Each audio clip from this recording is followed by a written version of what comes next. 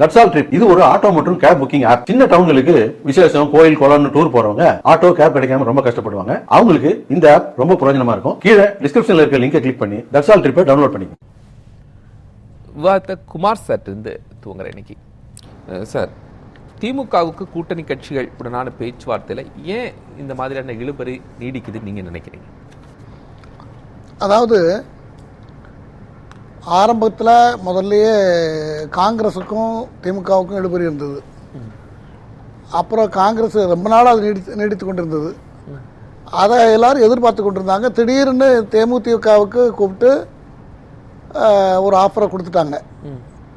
So இப்போ தேமுதிக கொடுத்ததுனால தேமுதிகவை விட நாங்கள்லாம் உங்களுக்கு விசுவாசமாக இருந்திருக்கோம். அவங்க வந்து இப்போ 7-8 வருஷம் நாங்கள் உங்கள் கூட இருக்கோம். எங்களுக்கு நீங்கள் வந்து அவங்கள விட குறைச்சி தரக்கூடாது அப்படிங்கிற கோரிக்கை இவர்களோட கோரிக்கை. ஏற்கனவே இவங்க 2 டிஜிட்டலில் வேணும்னு சொல்லி கேட்டாங்க. இப்போது என்ன நடந்துகிட்டு இருக்குனாக்கா, கம்யூனிஸ்ட்டு எல்லாரும், நம்ம கம்யூனிஸ்டுகள் 2 கம்யூனிஸ்டுகளும் ஆர்ப்பாட்டம் பண்ணிக்கிட்டு இருந்தாங்க. அதிகாரத்தில் பங்குலாம் கேட்டாங்க. அதுக்கப்புறம் விசிகாவும் பேசியிருக்காங்க. இப்போ எல்லாம் போய் இப்போ தேமுதிகவுக்கு ஒரு எம்பி கொடுத்தாச்சு. அதுக்கப்புறம் சம் சீட்டு 8-9 கொடுக்க போகிறாங்க. அது என்னன்னு தெரியல. ஸோ எங்களுக்கு அதை விட ஜாஸ்தி தான் வேணும், கம்மியாக தந்தால் நாங்கள் ஒத்துக்க மாட்டோங்கிற மாதிரி இருந்தாங்க. கம்முன்னு இந்திய கம்யூனிஸ்ட்டை கூப்பிட்டு 5ன்னு முடிச்சிட்டாங்க. இப்போ மார்க்சிஸ்டுக்கு சிக்கல் இருக்கு. இப்போ இந்த இடத்துல இதுக்கு முன்னாடி நம்ம பேசும்போது நிறைய கட்சிகள் உள்ள வந்ததுனால கூட்டணி கட்சிகளுக்கு நெருக்கடி, இப்போ புதிதாக சேர்ந்த கட்சிகள் திமுகவுக்கு நெருக்கடியா அப்படிங்கிற புள்ளியில தான் நம்ம வாதிக்க போகிறோம். திமுகவுக்கு என்ன நெருக்கடி வரப்போகுது? இல்லை, திமுகவுக்கு நெருக்கடினா அவரு அதான் திமுகவில் இப்போ MDMKல 4 கொடுத்துட்டு 3 வந்து உதயசூரியனில் போட்டிடணும்னு முடிச்சிட்டாங்க. அதெல்லாம் திமுக கணக்கில் தானே வரும். இல்லை, அது திமுகவுக்கு பெஸ்ட் தானே சார்? இல்ல திமுகவுக்கு உதயசூரியன்ல தான் அவங்க போட்டியிட போறாங்க. 3 தொகுதிக்கு உதயசூரியன்ல தான் போட்டியிட போறாங்க. அதற்கு பிறகு இந்த இப்போ எப்படி பார்த்தாலும் திமுக ஒரு 150-160 இடத்துல போட்டியிடுறதுக்கு அதை குறைச்சிக்க மாட்டாங்கன்னு தான் நான் நினைக்கிறேன். அப்படித்தான் அது இருக்க முடியும். திமுக தங்களுடைய சைட்ல ரொம்ப ஸ்டெடியா இருக்காங்க சார். இப்போ விசிகாவோ இல்ல மார்க்சிஸ்டோ தொகுதி பேரம் நடத்துறதுல திமுகவுக்கு உண்மையா நெருக்கடி இருக்குதா? கண்டிப்பா இருக்கு. நெருக்கடி இல்லைன்னு நான் சொல்லல. ஆனா திமுக வேண்டாம் அப்படி சொல்ற பட்சத்தில் இல்ல மார்க்சிஸ்டுக்கு வேறு ஆப்ஷன் இல்ல. எப்படியா இருந்தாலும் இன்னும் ஓரிரு நாட்கள்ல அதை முடிச்சாகணும். ஓரிரு நாட்கள்ல முடிப்பாங்க. ஏன்னா இவங்களுக்கு வேற வழி என்ன இருக்கு? யாருக்கு? கம்யூனிஸ்ட். இப்போ தாவேக்கா இருக்காங்க. தாவேக்கா எல்லாம் அறிவிச்சுட்டு இருக்காங்களே. தாவேக்கா வந்து அறிவிச்சிருக்காங்க. இன்னும் தாவேக்கா வந்து தாவேக்காவிலையும் இப்போ பாண்டிச்சேரியில் தாவேக்கா காங்கிரஸுக்கும் திமுகவுக்கும் திரும்ப பிரச்சனையா இருக்கு. இல்ல சார், இப்ப மார்க்சிஸ்ட் தாவேக்காக்கு போறதுனால என்ன பிரச்சனை? இல்ல, பிரச்சனை ஒண்ணும் வராது. ஆனா அதை நோக்கி போகுமான்னு எனக்கு தோணல. ஏன் ஒரு கேரளாவில் ஒரு கால்குலேஷன் இருக்குல்ல சார்? இதுல வெறும் சீட்டை மட்டும் நீங்க பார்க்க கூடாது. சீட்டு, நோட்டு இருக்குதுல, அது கூட நோட்டு இருக்கு. நோட்டுக்காக தான் நிறைய பேர் போட்டிடுறாங்க. கூட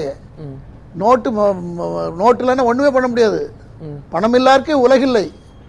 அதனால கம்யூனிஸ்டும் சரி, விசிகாவும் சரி, மற்ற கட்சிகளும் சரி, திமுகவுக்கு அண்ணா திமுகவுக்கு தொடர்ந்து ஆதரவு கொடுக்கறதுடைய நோக்கமே சீட் அண்ட் நோட்டு.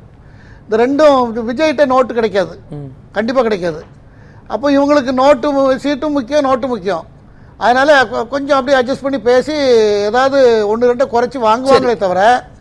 இப்போ கம்யூனிஸ்டுகளுக்கு மார்க்சிஸ்டுக்கு இருக்கக்கூடிய சிக்கல், கேரளாவில் உள்ளாட்சி தேர்தலில் காங்கிரஸ் நிறைய இடங்கள்ல வந்துட்டாங்க. 2 முறை மார்க்சிஸ்ட் தொடர்ந்து வந்ததுனால 3வது முறை வருவதற்கு சிக்கல் இருக்கு.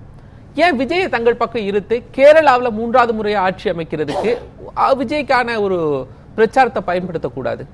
அதை அவங்க வைக்கலாம்ல. அதைத்தான் அதுக்காக தான் விஜயை பயன்படுத்தணுங்கிறதுக்காக காங்கிரஸ் ரொம்ப முயற்சி பண்ணிது. காங்கிரஸ் தவற விட்டதை மார்க்சிஸ்ட் பயன்படுத்தணும்னு நினைப்பாங்கல்ல. இல்ல, கம்யூனிஸ்டுக்கும் தனியா அவங்க இன்னும் எந்த மாநிலத்திலையும் தனியா ஒரு ரோல் அவங்க இதுவரைக்கும் எடுக்கவே இல்லை. தனியா யார்ட்டையும் போய் கூட்டணி பேசுறதோ தனியா அந்த சக்தி அவங்களுக்கு இருக்கான்னு எனக்கு தெரியல. கம்யூனிஸ்டுகளுக்கு அவங்க மற்ற கட்சிகளை சார்ந்து தான் அவங்க வண்டி ஓடிக்கிட்டு இருக்கே தவிர கேரளாவில் கேட்குறேன் சார், கேரளாவில் கேட்குறேன். கேரளாவில் வெயிட்டாக இருக்காங்க. கேரளாவில் வெயிட்டாக இருந்தாலும் காங்கிரஸ் அவங்க திடீர்னு ஒரு முடிவு எடுக்க முடியல, அவங்களால எடுக்க முடியாது. ஏன் எடுக்க முடியாதுன்னா, இதுக்கு முன்னாடி எடுத்தது இல்லையா? இதுக்கு முன்னே எடுத்திருக்காங்க. ஆனால் இது இப்போ அவங்களும் அந்த விஜயை உபயோகப்படுத்துறதுக்கு சினிமா அது இதுன்னு அவங்க கொஞ்சம் ஃபிலாசபிலாம் பேசுவாங்க. நேரடியாக அவங்க அதுக்குள்ளே வர மாட்டாங்க. ஏன் சார், கம்யூனிஸ்ட்லயே எவ்வளோ சினிமா நட்சத்திரங்கள் இருக்கிறாங்க கேரளாவில்?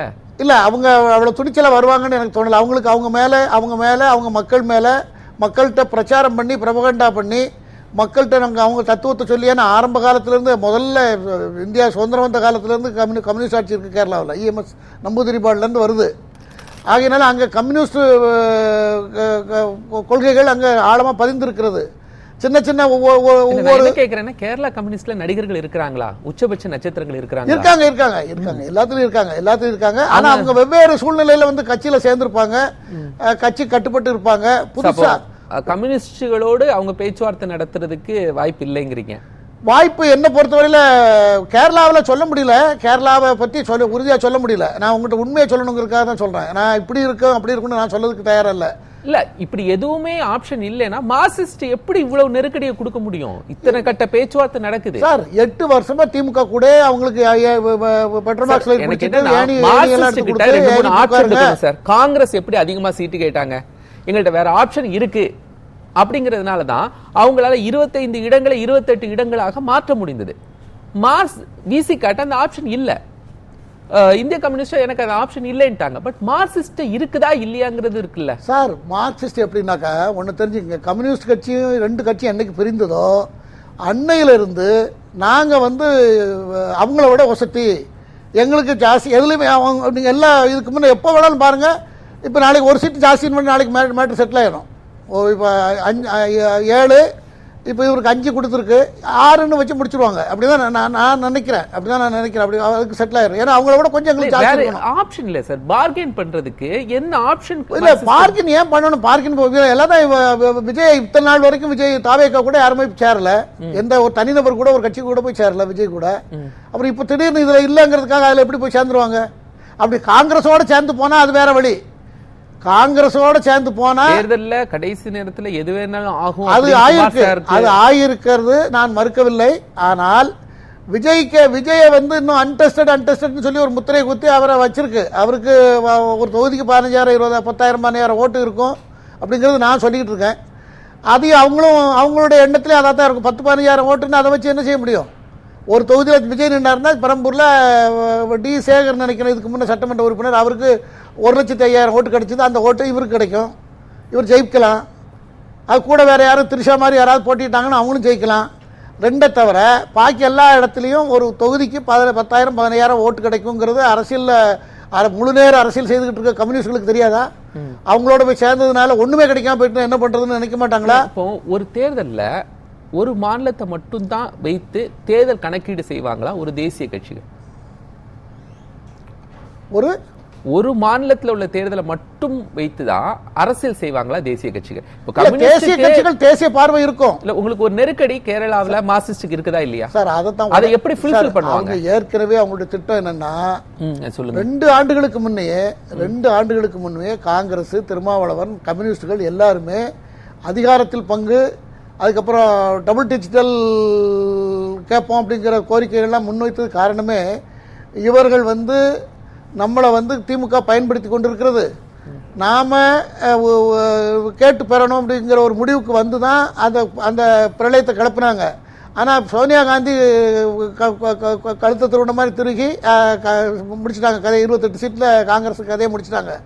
இப்போ முடிச்ச உடனே இவங்க வந்து இவங்களுடைய நிலைமை என்னவோ தேமுதிகவுக்கு கொடுத்ததுனால எங்களுக்கு அதை விட ஜாஸ்தி வேணுங்கிறது இவங்க எதிர்பார்க்குறாங்க. இல்லை குமார் சார், இந்த உன்னையும் தான் பேச்சுவார்த்தையில் மையமாக வைப்பாங்க. அவங்களுக்குன்னு ஒரு பேஸ் ஸ்டாண்ட் இருக்கணும்ல.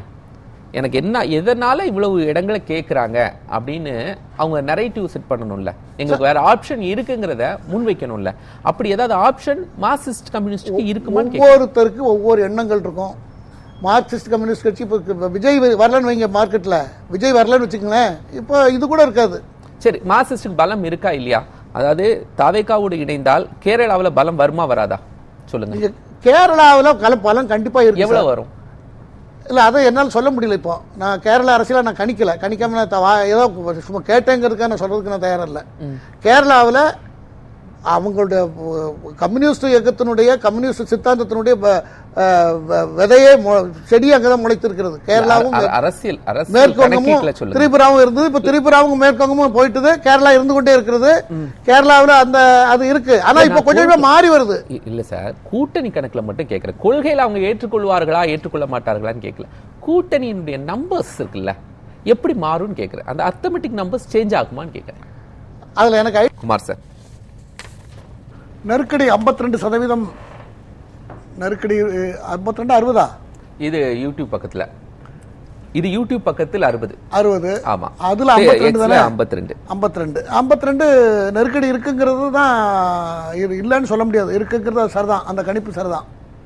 இப்போ எப்படி நெருக்கடினா, இப்போ காங்கிரஸுக்கு 28 போயாச்சு. போன தடவை 174 தொகுதியில் போட்டிட்டாங்க திமுக.